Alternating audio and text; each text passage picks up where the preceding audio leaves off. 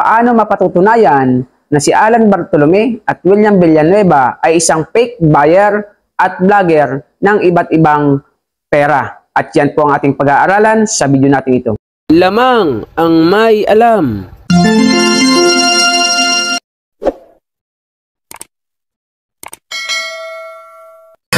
Mayroon ngayong bagong pauso. Mahal daw ang bariyang 10 piso. 2001. Ang iba naman ay 5 piso. Ang iba ay 20 peso, lagpas kwelyo. Kung sila'y inyong tawagan, chat at kahit reply wala man lang. Pagkat ito ang katotohanan, sa usapang barya sila'y walang alam. Magandang panahon po sa inyo mga kaibigan ko, dito po sa ating channel, More Than Treasures. Kumusta po kayong lahat? Nawa po ay nasa mabuti kayong kalagayan at lagi pong ligtas sa anumang sakit at karamdaman. Sa video po natin ito ay bibigyan po natin linaw at kasagutan ang katanungan ng isa nating masugid na taga-subaybay na si Manny Santillan. Ang sabi po niya, paano mo idol mapatutunayan na talagang fake buyer si Alan at William Villanueva? Ngunit bago po yun, shoutout kay Nikki CN at Bugs Riba Rait. Shoutout po sa inyo at kumusta po kayong lahat? Nawa po ay nasa mabuti kayong kalagayan at lagi pong ligtas sa anumang sakit at karamdaman. So, tuloy po tayo sa ating topic, sa katanungan ng ating kaibigan. So, ang sabi po ay, paano daw po natin mapatutunayan na talagang fake buyer si Alan Bartolome at William Villanueva ng mga iba't ibang pera? So, simple lamang po yan. Ang kasagutan dyan. Pakatatandaan niyo po mga ka-More Than Treasures, sa mga manunood at nanonood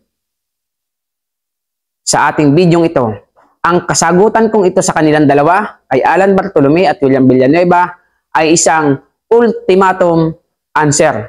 Pag sinabing ultimatum, talagang sigurado po ito na malilinawan kayo. Kaya i-share niyo po ito pagkatapos yung panoorin para po malinawan ang karamihan na si Alan Bartolome at William Villanueva ay isang fake buyer ng mga sinaunang pera at fake vlogger ng mga sinaunang pera o iba't ibang pera. Okay? Ngunit bago po yun, tignan niyo po yung ibang example na picture ng mga nagbenta sa kanya. Kumuha lamang ako ng 3 picture ng mga nagbenta sa kanya. Puno. Okay, yan po yung isa. Yan po yung pangalawa. At yan pa po yung 3. Napakarami po niyan, ngunit 3 lang ang kinuha ko. Tingnan po natin ang kanyang video. Wala sa mga naghahanap ng pruweba kung nabili talaga ako, wala na akong dapat patunayan. No, kita nyo naman pagka pinanood nyo lahat ng video ko, no, baka higit 100 yung pruweba ko na nabili talaga ako.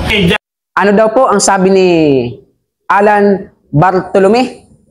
Baka mahigit 100 ang kanyang pruweba na bumibili talaga siya ng mga iba't ibang pera.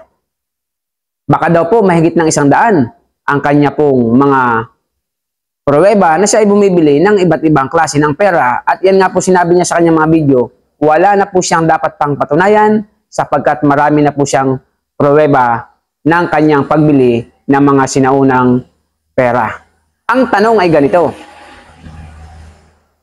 kung siya ay mahigit ng 100 ang kanyang pruweba na siya ay bumibili ng mga iba't ibang barya o sinaunang pera, ang tanong ko ay ganito, iyan ay totoo ba? Ibig sabihin ko, totoo ba na may nagbenta? Totoo ba na binayaran niya? Totoo ba na bumibili po siya? Ang tanong, legit na buyer ba si Alan? At legit ba yung mga seller o nagbenta sa kanya ng mga iba't ibang pera o sinaunang pera? Totoo bang bumili si Alan? Totoo bang binili ni Alan? At totoo ba yung mga nagbenta kay Alan? Yung mga pera, ay talagang pera yun. Ano po, iba't iba. Pero yung nagbenta, totoo bang sila ay kliyente ni Alan o nagbenta kay Alan? At totoo bang ito'y binili ni Alan? So, para po mapatunayan ni Alan na siya talaga ay legit na buyer at bumili, at legit din po yung kanyang mga binilhan o nagbenta sa kanya ng mga iba't ibang pera, napakasimple lamang po yan ang gagawin natin. Ang gagawin po natin, request tayo kay Alan, o ang gagawin ni Alan, dapat po iharap niya sa social media, gawin niyang content. Di po ba kailangan niya ng content? Napakagandang content yan pag nagawa niya. Ang gagawin niya, ihaharap niya sa social media na palalabasin, i-interviewin niya yung mga nagbenta sa kanya, mahigit na 100 daw. At sasabihin ng mga nagbenta sa kanya, sila ay legit at totoong nagbenta kay Alan Bartolome, at totoo pong si Bartolome ay binayaran ng ganong halaga sa kanila. Ganon din po si William Villanueva. Yung lahat ng nagbenta sa kanya, lahat ng binilhan niya, dapat po humarap din po sa social media, gawa ng content. Ang request ko po yung ganito natin. So iharap po, haharapin po natin sila sa social media at ipakikita po nila na talagang magpapaliwanag yung mga nagbili sa kanya o mga nagbenta sa kanya na magsasabing, totoong kami ay binilhan ni Alan Bartolome ng mga iba't ibang pera. Ganon din po kay William Villanueva. Totoong kami ay binibilhan ni William Villanueva. Kapag nagawa po nila yan, 1,000,000% mapatutunayan nila sa buong mundo na sila ay legit na buyer ng mga iba't ibang perang binibili nila. Or, totoong binayaran nila yung mga mini-meet up nila or nagbibinta sa kanila ng iba't ibang barya.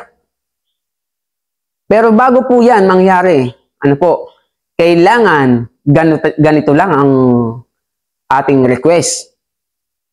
Kapag napatunayan po nila, ano po, humarap yung mga nagbenta sa kanila at nagsabing sila talaga ay tunay na binilhan ni Alan. Kapag napatunayan po nila, buburahin ko po ang aking YouTube. Yan po ang ating kasunduan. Paperma ako sa abogado na ako si More Than Treasures ay nagsasalaysay na kapag napatunayan ni Alan Bartolome at William Villanueva na sinabi ng kanyang mga binentahan na talagang sila ay binibilhan at legit na buyer sila Alan Bartolome at William Villanueva, ay buburahin ko ang aking YouTube channel. Buburahin ko ang aking Facebook. Hindi na ako pwedeng gumamit ng social media. Ano po? Pero pag hindi naman napatunayan ni Alan Bartolome at William Villanueva yung kanilang mga pamimili ng iba't ibang pera, hindi nila naiharap sa social media, maganda magkakaharap kami. Ano po? Kapag hindi nila naiharap, wala lang. Wala pong nakataya sa kanila. Walang mawawala sa kanila. Wala silang pusta. Ang pusta ko lang, buburahin yung YouTube ko, Facebook ko, lahat po ng aking social account, media account, ay buburahin at wala na akong karapatang gumamit ng social media. Lahat po yan, agreement, with notaryo. Kapag napatunayan nila, matik, hindi nyo na ako makikita po sa social media kasi bawal na. Pero, mayroon po akong kondisyon. Ganito ang kondisyon natin ha. Ano ang sabi niya? Mahigit ng 100 o 100 ang mga pruweba ni Alan Bartolome na siya ay bumibili ng mga iba't ibang barya. Si William Villanueva din naman ay marami na din daw siyang pruweba na siya ay bumibili ng iba't ibang barya. Magkasing lakas ng hangin yung dalawang to. Kaya lang parang mas malakas ang signal ni ni William Villanueva. Napakalakas ng signal pero mabagsik. Si William Villanueva naman mabagsik na, malakas pa. Kaya lang hindi sila uobra kapag ang nakaharap nila ay ang More Than Treasure na ang trabaho talaga ay legit ginto pilak. Specialty natin ang mga alahas at iba't ibang klaseng coins. Mayroon po tayong kondisyon bago po kami magharap sa social media. Yung sinasabi niya pong mahigit 100 na pruweba na siya ay bumibili, wag na po niyang isamang lahat. Kasi napakarami po nun eh. Kahit po mga 20 piraso na lamang na tao na binilhan niya. Pero, Ako ang pipili sa mga video niya kung sino ang dapat na iharap niya sa social media na magpapatunay na sabihin nila kami ay legit na binilhan ni Sir Alan Bartolome. Kami ay legit na binilhan at nagbenta kay William Villanueva. At higit sa lahat, kapag ginawa po namin yan, kumasa sila, re-request po ako ng lie detector test. Re-request tayo sa NBI. Ano po? Na yung 10 na yan, o 20 piraso na yan ng mga tao, ay harap sa lie detector test. Isasalang sa lie detector test, yung 20 tao na nagbenta kay Alan Bartolome at 20 tao na nagbenta kay William Villanueva, isasalang po sa lie detector test. Pati na po si Alan at pati po si William at pati ako para malaman kung para walang bias, walang kinikilingan. So, tandaan po natin, kapag sumablay sa lie detector test sila Alan, pati yung babae po na tagadala ng pera ni Alan, andyan na sa babae yung nagbebenta sa'yo. Yun, yung lagi po may second voice kay Alan. Yan. Pati po yung babaeng yun, isasalang natin sa lie detector test. Wala namang mawawala kala Alan, di ba? Kapag napatunayan ni Alan at saka ni William Villanueva na sila ay talagang legit na buyer at pinatunayan ng mga babae o ng mga kausap niya, nagbenta sa kanya na sila talaga ay legit buyer, wala namang mawawala sa kanila, di ba? Mapatutunayan pa nila sa buong mundo kasi pinangangalandakan niya, wala kaming false information. Kami ang legit na buyer. Kami ang legit na bumibili. Wala nang iba. Sabi ni Alan, ako lang. Kaya kapag napatunayan po ni Alan Bartolome at ni William Villanueva na legit talaga sila, mas mamahalin po sila ng mga tao. Baka po yung 2 million ni Alan Bartolome ay maging 20 million followers. Pero pag hindi yan napatunayan ni Alan Bartolome at ni William Villanueva, yung 2 million ni Alan Bartolome, sisiguraduhin natin na yung 2 million niyan ay magiging mahina po ang views niyan. Bakit? 1 million % sila ay sinungaling, sila ay gumagawa lamang ng kwento, kunwari may magbebenta, kunyari may bibilhin, kunyari binayaran, at pag hindi po nila napatunayan yan, sila ay 1 million % sinungaling. Wala namang mawawala, di ba? Sisiguraduhin ko naman na kapag nakiusap si Alan sa kanyang mga natulungan, ang Pinoy napakagaling tumalo ng utang na loob. Alam niyo po ba tayo mga Pinoy, ang isa po sa ating special na ugali, marunong at magaling po tayo tumanaw ng utang na loob. Yan. Kaya yung natulungan niya, biruin mo, binili niya 30,000, 10,000. Wala namang kahalaga yung pera. Tapos, kakausapin lang ni Alan para lang gawan ng content, hindi harap. Bakit? Diba? Kung talagang totoo. Haharap yan kung totoo. Ay ang tanong, kung totoo nga ba? Ang lahat ng aking pipiliin, ako ang pipili sa mga taong ihaharap niya sa social media. Hindi ako pipili ng ka-upload niya lang ngayong 2025 at ka-upload niya lang noong December. Sapagkat ako'y nagsimulang tulig sa insya ay mga December siguro na buwan. Kaya yung mga latest, hindi ako kuha dyan. Kukunin ko talaga. Ako na ang pipili kung sino ang haharap sa social media at sasalang sa lie detector test. Pag sila sumablay, wala namang mawawala sa kanila. Kapag ako ay nagkamali, hindi na ako makikita sa social media. Bawal na ako mag-Facebook o bawal na ako mag-YouTube. Ganun lamang po kasimple. Ngayon, ang tanong, kaya ba nilang patunayan? So sa mga bagong dating dito po sa ating channel, More Than Treasures po ang ating YouTube.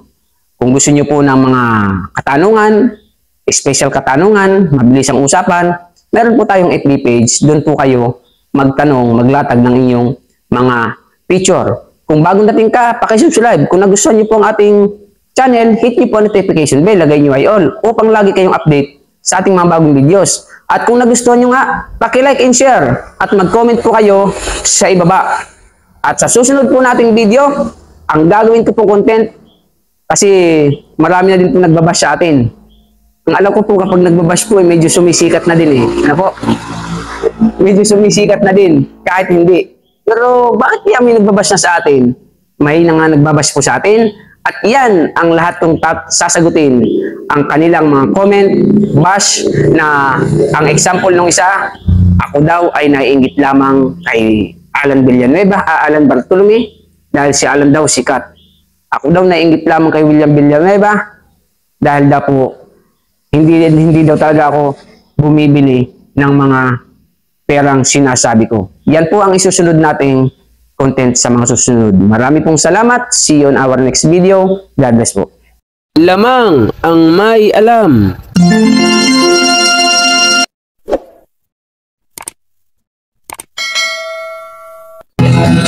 Ginto pilak ang trabaho ko.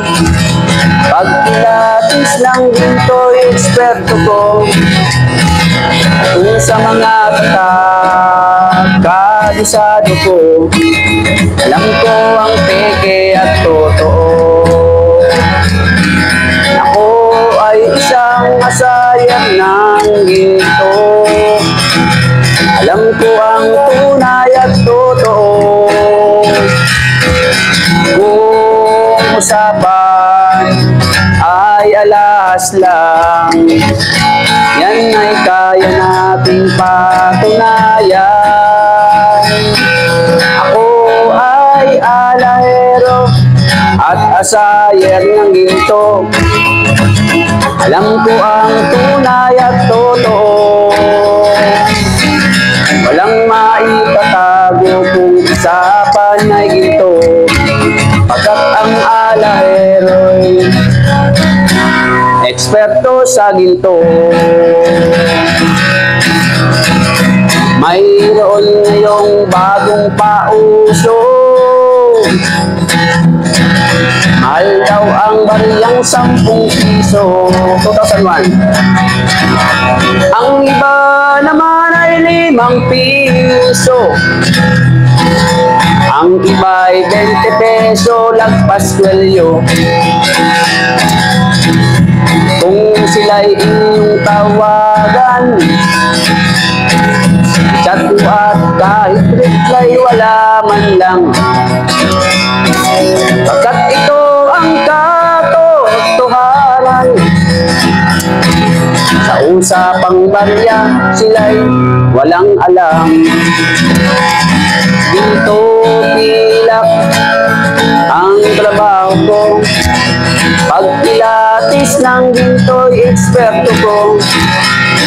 At kung sa mga tatak ay kabisado ko, alam ko ang peke at totoo. Ako ay isang asayer ng ginto. Alam ko ang tunay at totoo. Walang maitatago kung usapan ay ginto. Pagkat ang alahero'y eksperto sa ginto. May mga taong akala mo ay may alam. Sa pagkilatis ng ginto ay nakikialam. Ngunit ang kanilang ginagawang paraan ay napakalayo na sa katotohanan. Ginto pilak ang trabaho ko. Pag pilatis ng ginto'y eksperto ko. Kung sa mga katak ay kabisado ko, alam ko ang peke at totoo. Ako ay isang asayer ng ginto. Alam ko ang tunay at totoo. Kung usapan ay alahas lang, yan ay kaya nating patunayan. Ako ay alahero at asayer ng ginto. Alam ko ang tunay at totoo. Walang maitatago kung usapan ay ginto. Pagkat ang alahero'y eksperto sa ginto. Ginto pilak ang trabaho ko. Pagpilates lang ginto'y eksperto ko.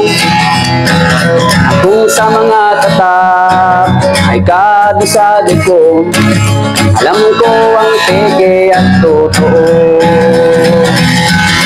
Ako ay isang masayang ng ginto, alam ko ang tunay at totoo. Walang maitatago kung usapan ay ginto, pagkat ang alahero'y eksperto sa ginto. Pagkat ang alahero'y eksperto sa ginto.